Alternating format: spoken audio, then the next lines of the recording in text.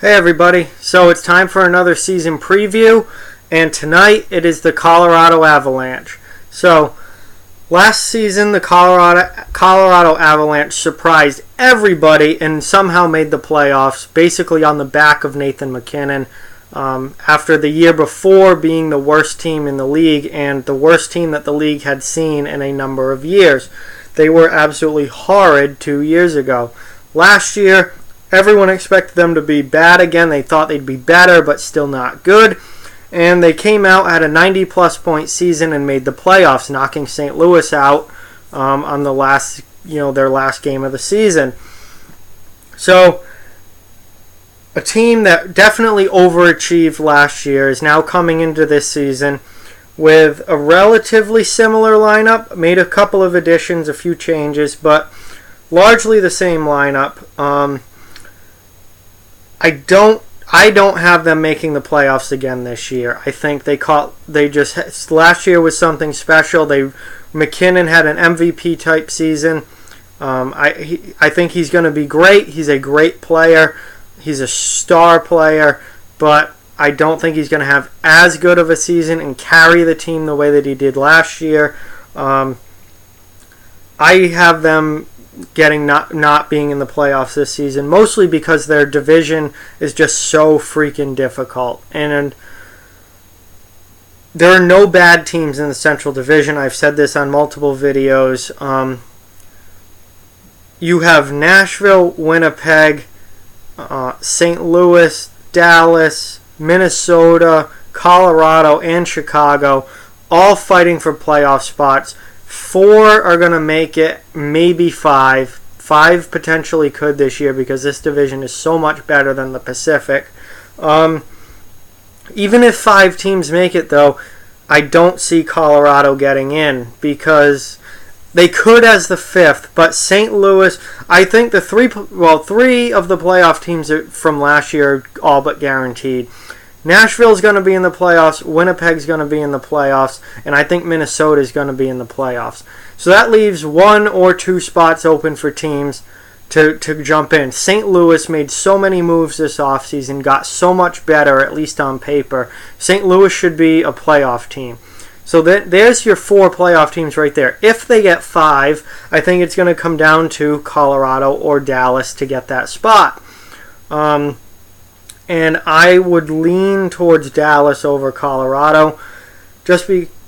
It's close, though. I don't think Colorado does what they did last year 2 years in a row. Last year came out of complete nowhere. No one saw it coming.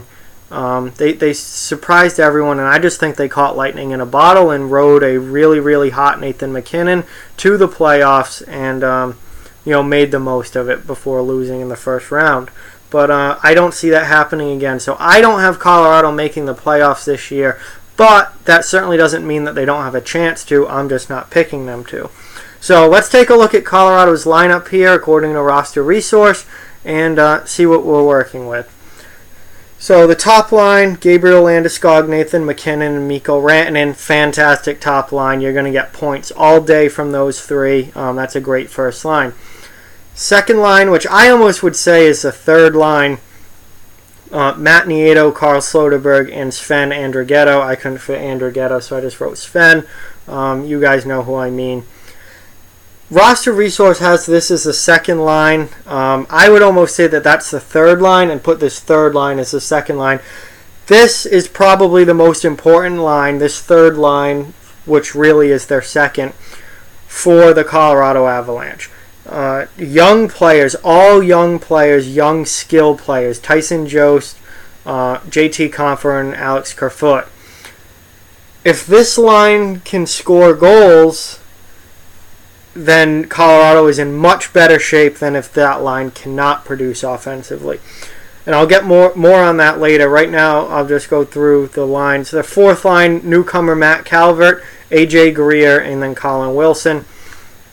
On defense, their top pair is Tyson Barrie and Patrick Nemeth. Second pair is Zadorov and Johnson, and third pair is Samuel Girard and Ian Cole.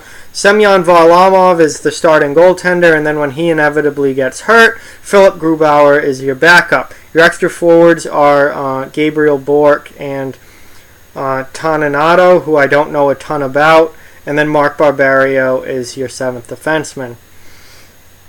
Okay, let's start just going through everything here. Offensively, great top line. Secondary scoring, I think, could be an issue. That's why I think that this line of Jost, Compher, and Kerfoot is probably the most important line for this team. Your top line's going to produce offensively, presumably. They're all good players. McKinnon is a great player. They're going to produce. But after that, who is going to score goals for this team? Matt Nieto he's not a second line player. Carl Soderberg doesn't really put up the big offense. Sven Andrighetto, he's pretty good. He's definitely fast. Can he produce at top 6 level offensively? I'm not so sure. These three are all young players. They're young skill players. They're supposed to be, really good point producers and offensive players as they develop in the league. If they can produce, even at a young age, at a high level, then this team is in pretty good shape. If they don't produce, this team is going to struggle to score goals and be completely reliant on this top line. And in a division as difficult as the Central and as good as the Central, you cannot have one scoring line because you're going to be facing teams like Nashville, like Winnipeg, like St. Louis, like Minnesota, who can score goals up and down the lineup. So they have got to find a way to get secondary scoring from one of these two lines at least, preferably both, but at least one of these lines needs to produce well offensively. And then their fourth line, Matt Calvert coming over from Columbus, good energy guy, really like his game a lot. AJ Greer gives you good toughness and also physicality, energy, and then Colin Wilson's a pretty good forgotten about winger at this point. You remember him from his days in Nashville. He could potentially produce better offensively than people give him credit for. But I like their fourth line. I'm worried about their secondary scoring from the middle of their lineup, that second and third line. If they can get secondary scoring, they're going to be in much, much better shape than if they don't. On defense, their defense is good. It's not great. They're certainly not at Nashville or Winnipeg's level, but they're pretty good. Tyson Barrie I like a lot. Eric Johnson I like a lot. He can produce well offensively, as can Barrie. Nemeth is pretty good too. Zadorov is more of a defensive guy, but man, do I love his game. He is ultra physical, huge kid. I'm a big fan of Zadorov, and I'm a big fan of him on a second pair. I don't think Zadorov is a top pair guy at this point, but he definitely can be a second pair guy, so that's good. And then Samuel Girard, a good up-and-coming defenseman that they got in a trade from Nashville. And then the addition of Ian Cole, I think, helps this defense tremendously. He's a veteran guy, a leader in the locker room. He's been around for a long time now, and he's a great shutdown defensive defenseman. He blocks shots, he's physical, he plays well in his own end. That is going to settle this young defense down very well and give them a good, solid defensive guy in the lineup. I think the addition of Ian Cole makes this defense as a whole very, very much better. In goal, Semyon Varlamov, he had a good season last year. He had a very good season last year until he got hurt. But he is a guy that A, struggles to stay healthy, and B, struggles to put good back-to-back seasons together. Generally, he follows up good seasons with a not-so-good one, and he seems to always end up getting hurt at some point in the season, which is a problem. However, they traded for Philip Grubauer, and Philip Grubauer is one of the few backups in the league that I would completely trust if he needed to end up starting.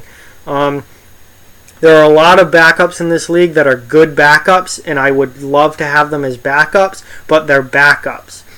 And I wouldn't want them starting for any long length of time. Philip Grubauer is not one of those guys. I would trust Grubauer to start 40 or 50 games if he had to. So if Varlamov goes down a month into the season and is out for 8 weeks, I am perfectly fine with Philip Grubauer being the starting goaltender in Colorado, because I think he he's destined to be the starter anyway at some point, and probably at some point sooner rather than later. But they're in good shape goaltending wise, because if Varlamov falters in his play or if he gets injured, they have a great backup and a potentially very good starter waiting there to take over. So that's not an issue for them at all. So they have a good defense, not great. I think they're absolutely fine in the goaltending department. And secondary scoring is a question. If they can get secondary scoring, then I think they're in pretty good shape. If they do not get secondary scoring, it's going to be a long year for Colorado, especially in the division that they're in. So basically, that's what I've got on Colorado. I don't have them making the playoffs, but they certainly have the potential to. They're not a team that's out of it before the season even starts. There are very few teams like that in this league. I just personally aren't picking them to make the playoffs again. But let me know what you think about the Avalanche down in the comment section below. Like, comment, share, subscribe, follow on social media. Check out offthewallhockey.com. All those links are down in the description. Keep spreading the word about this channel. Let's keep this thing growing. Thank you very much for watching, and I'll talk to you guys soon.